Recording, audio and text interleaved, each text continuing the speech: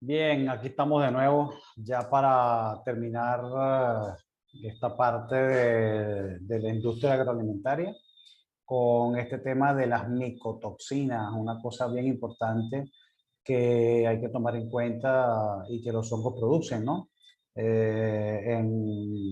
Y son básicamente sustancias que producto del metabolismo secundario de estos hongos que producen efectos nocivos sobre las personas o los animales en general que los consumen.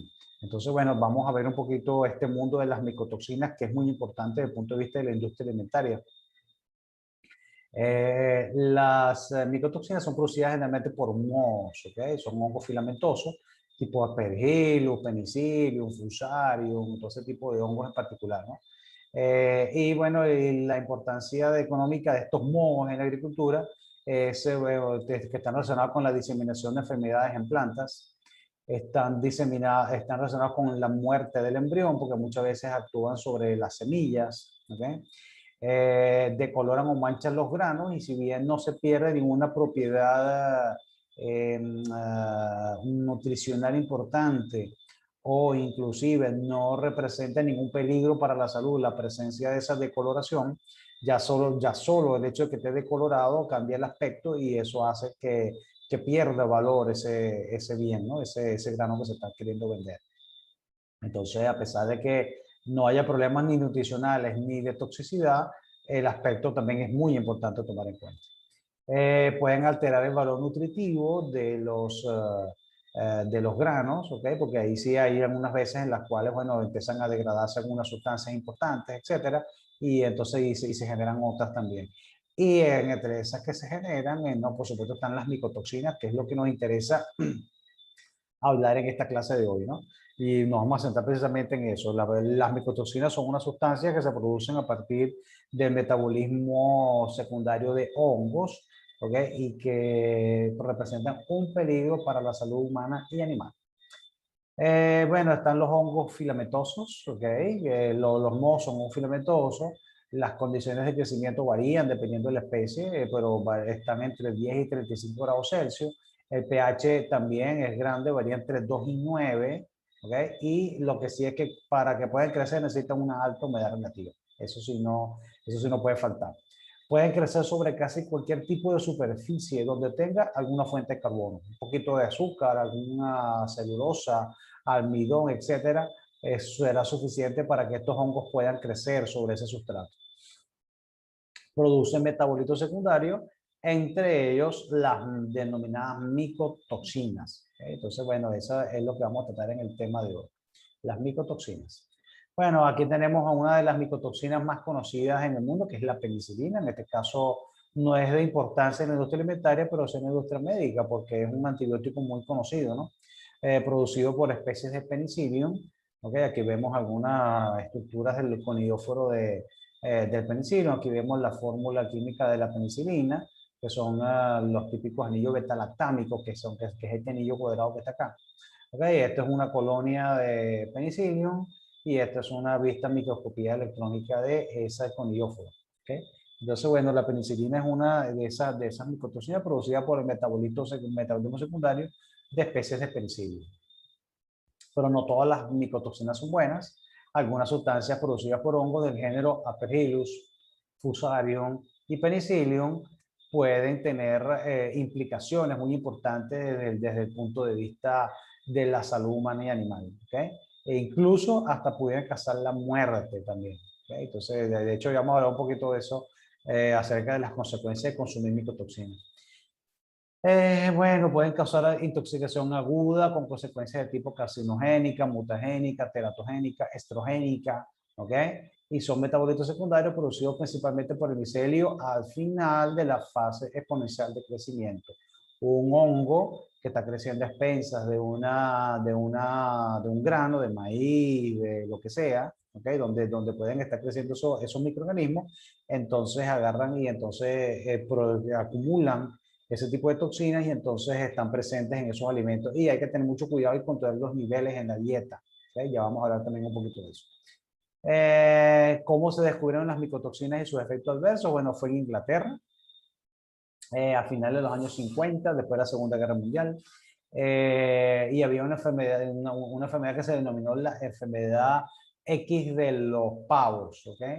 Entonces, porque parece que le dieron una torta de maní que estaba contaminada con un hongo, de eso se dieron cuenta después, y entonces todos los pavos se murieron, todos. Fue un efecto agudo, tenía una gran cantidad de micotoxina, y cuando se alimentaron de eso, los pavos se murieron todos. Entonces todos dijeron, bueno, pero qué fue lo que pasó?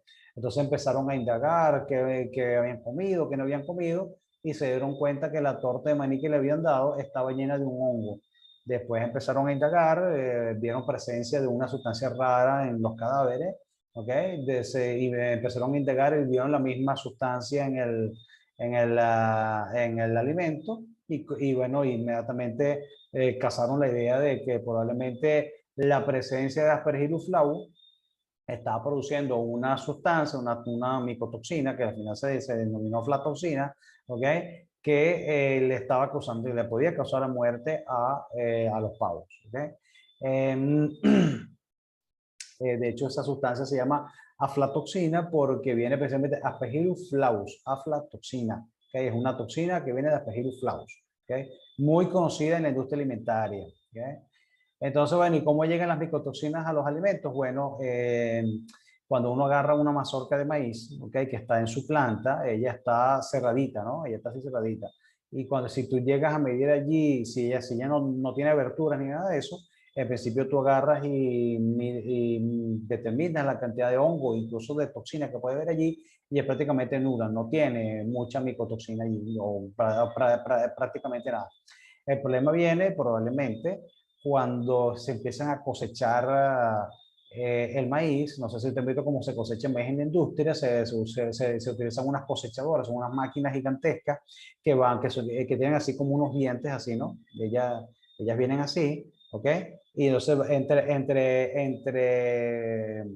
dedo y dedo, vamos a llamarlo así, va una hilera de maíz, ¿ok? Va una aquí, va una hilera de maíz aquí, una hilera. Entonces ella se va moviendo algo así como a 4 kilómetros por hora en el campo de maíz. Y entonces va pasando por allí, y entonces de alguna forma esa máquina, yo no sé cómo funciona por dentro, pero lo que hace es esto: agarra la mazorca, la desgrana, bota la basura por un lado, y el grano va a una correa transportadora que cae en un camión que va al ladito de la máquina cosechadora. Y entonces el camión se va llenando, se va llenando de grano prácticamente. Pero en ese interín, esa máquina levanta polvo y levanta tierra, y entonces probablemente en ese punto los hongos micotoxigénicos están en los restos vegetales, están en el suelo, y entonces todo ese movimiento hace que ese grano pueda que estar impregnado o lleno de esa micotoxina también. Bueno, la mazorca no tiene por qué estar completamente sana, capaz tiene abertura, por donde hay algo de hongo creciendo también. Entonces, bueno, eso también contribuye al inóculo, ¿no? Y entonces, bueno, a la final, cuando eso llega al camión, si además el grano no está completamente seco, entonces ahí comienza el problema, ¿no? Porque entonces allí el hongo empieza a crecer. Porque, bueno, pasan varios días desde que llega el camión hasta que lo tiran en el sitio donde se va a producir o se va a procesar industrialmente ese maíz. Entonces allí eso trae como consecuencia que el hongo puede estar creciendo si la humedad relativa es alta. Dígame si durante el momento de la cosecha llueve un poco, entonces ese grano va húmedo y entonces eso puede empeorar el problema. Entonces, bueno, así es como se forma. Esto es un problema que, si bien el inóculo viene del campo, es un problema realmente de granos almacenados, ¿ok? Porque en el camión viene creciendo, después eso lo tienen en unos silos, ¿ok? En esas columnas gigantescas donde almacenan el grano, ¿ok? Y entonces allí puede pasar varios días, y si si eso está húmedo y además está caliente, está tibiecito, que probablemente es así, entonces el hongo va a comenzar a crecer, a producir la micotoxina, y entonces allí es donde vienen los problemas. ¿Okay? Entonces hay que estar bien pendientes de todo eso y tratar de medir, y ya vamos a ver cómo es que se mide todo eso y cómo se determina y qué medidas podemos tomar para evitar este problema. ¿Okay? Bueno, la contaminación de alimentos con estos metabolitos es reconocida como un riesgo, escuchen bien, inevitable. Y es un riesgo inevitable porque es imposible prevenir su formación. Lamentablemente, por más medidas que tú tomes, tú puedes disminuir la formación y tener niveles muy bajos de micotoxina, pero lamentablemente siempre se va a formar. De hecho, las normas internacionales al respecto no te dicen cero micotoxina, es decir, ausencia, no. Ellos siempre hablan de intervalos tolerables de presencia de micotoxina, porque se reconoce internacionalmente que es un riesgo inevitable. Tú no puedes evitar la formación de la micotoxina. Ella está ahí todo el tiempo. De hecho, dime qué comiste hoy y te diré qué micotoxina comiste esta mañana. ¿Okay? Si comiste arepa, si comiste pan, si comiste fruta, vamos a ver ahorita que las micotoxinas están en todas partes. ¿Okay? Entonces, bueno, vamos a ir viendo. La FAO dice que más del 25% de la producción agrícola mundial está contaminada con algún tipo de micotoxina. Hay pérdidas por 923 millones de dólares anuales en la industria solamente de granos, solamente en los Estados Unidos. Todo el maíz que se produce en Venezuela está contaminado con alguna micotoxina, especialmente aflatoxina o fumonicina. ¿Okay? Entonces no hay manera de que te comas una arepa sin que te comas cierta cantidad de micotoxina. No hay manera de que te comas un pan sin que te comas cierta cantidad de micotoxina también.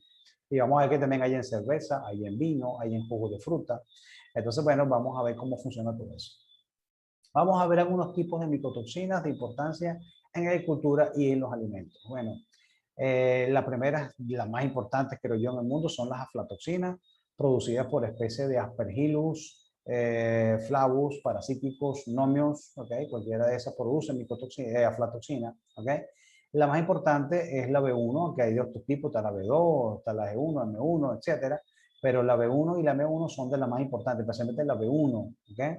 Están presentes en maíz, en algodón, en arroz, en maní, en nueces, frutas secas, entre otros. La aflatoxina B1 es el más potente que se conoce, ¿okay? En leche. ¿Okay? Son muy estudiadas debido a los graves daños que causan la salud humana y animal. Es un potente hepatocarcinógeno. Los niveles de la dieta son constantemente revisados y se han establecido límites máximos permitidos en ganado de 300 partes por billón, en alimentos para cerdo de 200 partes por billón, en humanos 20 partes por billón y en leche, como eso va dirigida más que todo hacia niños y son de menor peso, de menor talla, 0,5 partes por billón en leche. Entonces, bueno, esa es la aflatoxina. ¿Okay? Están los tricotecenos, producidos por varias especies de Fusarium, Graminearum, Esporotricoides, Poae, Xeti, presentes en trigo, avena, maíz, entre otros alimentos. Posee efectos inmunosupresivos e inducen el vómito. ¿Okay? Eso es muy importante porque eso hace que probablemente tenga menos efectos agudos, porque como inducen el vómito, si uno traga cierta cantidad, entonces más bien tienden a vomitar. ¿No? Poseen efecto inmunosupresivo, está el tipo A, ¿ok? Que son más tóxicos que el tipo B, como el dioxinivalenol, que es una micotoxina muy común, incluso en cervezas también. Más afectado el cerdo, poco efecto agudo, ya que tiene un efecto de inducción de vómito, y pocos países poseen niveles recomendados para esta micotoxina en alimentos. No es así la fumonicina. La fumonicina sí es otra micotoxina bien importante, producida por especies de Fusarium, especialmente moniliforme. ¿Okay? El maíz es muy afectado, causa edema pulmonar, leucoencefalomalacia, equina, hepatotoxicidad, enfermedad misteriosa del cerdo y están estudiando si está relacionado con el cáncer esofágico en humanos. Los niveles permitidos según la FDA son de 2 a 4 partes por millón para maíz, 20 partes por millón para caballos, 30 partes por millón para cerdos, y gallinas ponedoras y 100 partes por millón para aves. ¿Okay? Eso es lo máximo permitido. Están las ocratoxinas, aquí hay varios estudios, incluso en café también, producidos por Aspergillus crassus. Las más comunes son la A, la B, la C, pero la A es la más importante, presente en cereales, en café, fruta seca y también está presente en el vino tinto. Puede causar cáncer en humanos y puede ser acumulada en carnes de animales. Existen límites regulatorios, el nivel de consumo según la OMS es de 100 nanogramos por kilo de peso del cuerpo. ¿Okay? Eso es el nivel tolerable según la OMS. ¿Okay? Sin embargo, creo que en Venezuela aquí no hay regulación para la cratoxina. Aquí solamente hay regulación para aflatoxina y fumonicina, si mal no recuerdo. No sé si eso habrá cambiado, pero habría que averiguar. Está la serralenona, producida por especies de Fusarium graminearum, presentes en cereales, no causa efectos agudos, pero posee efectos estrogénicos en mamíferos, y pocos países poseen regulación. Algunos recomiendan 0,1 miligramos por kilo de peso cuerpo diario. Está la patulina, producida por especies Penicillium y Aspergillus, presente fruta dañada, por lo que pueden estar presentes en algunos jugos también. Los jugos no se salvan de las micotoxinas. Límite regulatorio en algunos países, usado para bebés de 50 partes por billón. Es carcinogénica cuando se inyecta intravenousamente, pero oralmente no, lo cual indica que pudiera haber un efecto del ácido del estómago sobre la carcinogenicidad, vamos a llamarlo así, de esta patulina. Hay otras micotoxinas también, hay muchas. En cacao, granos de café, está la citrinina, está la moniliformina, que es muy letal en pollos de un día, ¿okay? Puede estar presente en avena, trigo, tampoco tienen regulación, ninguna, ni la citrinina ni la monilimorfina.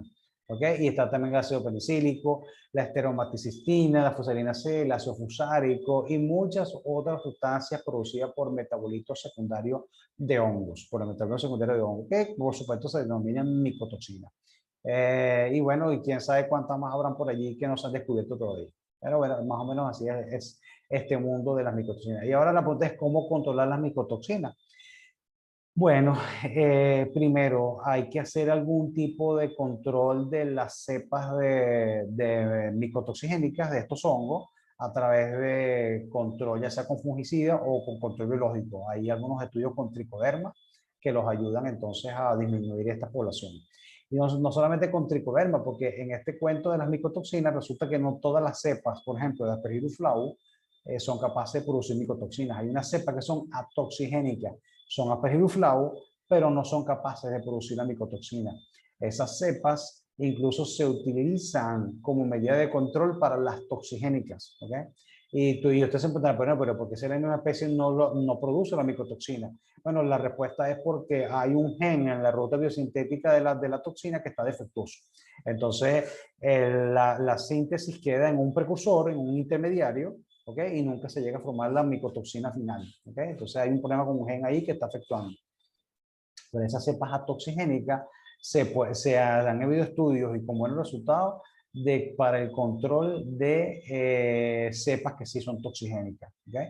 Pero hay otras técnicas también, ¿no? Uno puede usar tricoderma, las cepas toxigénicas, manejar algunas plagas, porque el problema es que estos patógenos no son patógenos fuertes, ¿no? Pero entonces si hay un gusano que te pica la mazorca, entonces resulta que le hace una abertura y allí es donde puede entrar el hongo micotoxigénico. Entonces controlar también plagas es importante, ¿no? Y bueno, por supuesto, pues cuidar que el grano esté bien seco, ¿ok? Si disminuiste el inóculo y además el grano está seco y tienes buenas condiciones fitosanitarias dentro del silo, entonces probablemente no vas a tener tantos problemas de micotoxina, ¿ok? Entonces allí ese tipo de cosas funcionan de esa manera, ¿ok? Bueno, fíjense, aquí en Venezuela, ya para ir concluyendo un poco esta clase, ¿qué pasa en Venezuela? Bueno, no hay plantas en Venezuela que trabajen con granos de maíz para la industria que no hagan pruebas de micotoxina. Todas están obligadas a hacer pruebas de micotoxina. Por ejemplo, vamos a la planta de producción de harina de maíz precocida que tiene la Polar ahí en la Crucería de Cagua, que es Remavenca, ¿no? La refinadora de maíz venezolano, compañero Anónimo. Ellos, si ustedes pasan por ahí por Cagua, ¿okay? Cuando van pasando por la Crucería de Cagua, si vienen de Caracas hacia Valencia, lo van a ver a mano derecha. Y entonces allí ustedes ven que está Remavenca, que están los silos allí, en esa encrucijada, pero ahí un poquito más abajo, ahí justamente al lado de la autopista, hay como un patio donde hay unas gandolas paradas. ¿Okay? Esas gandolas no están ahí por gusto, esas gandolas están esperando que examinen el grano para ver si cumple con los requisitos de calidad para ingresar a la planta. ¿Okay? Entonces, en ese caso, va un técnico, toma muestras al azar, porque tiene que tomar varias muestras, porque lamentablemente los lotes aquí no se contaminan homogéneamente, hay como hotspots. ¿Okay? Entonces tienes que hacer un buen muestreo para poder ver si el lote cumple o no con las especificaciones, ¿no? Entonces, bueno, ahí examinan varias cosas, ¿no? No solamente micotoxinas, la calidad del grano, el tamaño, otras cosas allí, pues la humedad que tiene ese grano y además de eso también la cantidad de micotoxina que tiene en ese momento. Si eso pasa la prueba, entonces agarran y lo dejan, o sea, que tiene menos, o sea, micotoxinas siempre van a conseguir, pero entonces agarran y una vez que está aprobado, entonces, es decir, que cumple con los requisitos mínimos de contenido de micotoxina, es decir, que no excede cierta cantidad, por lo menos 20 partes por billón en el caso de la micotoxina para humanos. Entonces, bueno, si tienes menos de eso, entonces el lote entra a la planta. Puede ocurrir que hay un lote que esté ligeramente por arriba, ¿ok? Pero si ellos saben que en la planta tienen un lote que tiene menos, por ejemplo, qué sé yo, que tiene 10, ese que tiene 22 o 25, si lo mezclas con este que tiene 10 solamente, al final te va a dar un contenido de 18, 17, por ahí más o menos. Y eso en principio cumple con la norma porque la norma dice que no más de 20 partes por millón, ¿no? Entonces, eso se juega mucho también en la industria, en mezclar lotes para diluir la cantidad de micotoxina que tiene en un momento determinado. ¿Okay? Entonces, bueno, pero básicamente los controles son así. El control primero en el campo para disminuir la presencia de hongos micotoxigénicos. Después, bueno, tratar de que no esté lo más seco posible. Y, por supuesto, controlar plagas. Y, además de eso, buenas condiciones fitosanitarias dentro del silo. Baja humedad relativa, buen control y, por supuesto, salir ese grano lo antes posible. No tenerlo allí almacenado, sino procesarlo tan rápido como sea posible. Entonces, bueno, así más o menos funcionan estas cosas. Bueno, hasta aquí esta clase de micotoxinas y ya la última por este lote de la parte de agroalimentaria. Entonces, bueno, no me queda más que de entregarles entonces estas clases y además de eso, algunas lecturas y después entonces nos ponemos de acuerdo para cuándo va a ser la discusión de este tema. ¿Okay? Entonces, bueno, sin más que decir, me despido. Espero que hayan sido de utilidad todas estas clases. Nos estamos viendo en la próxima. Chao.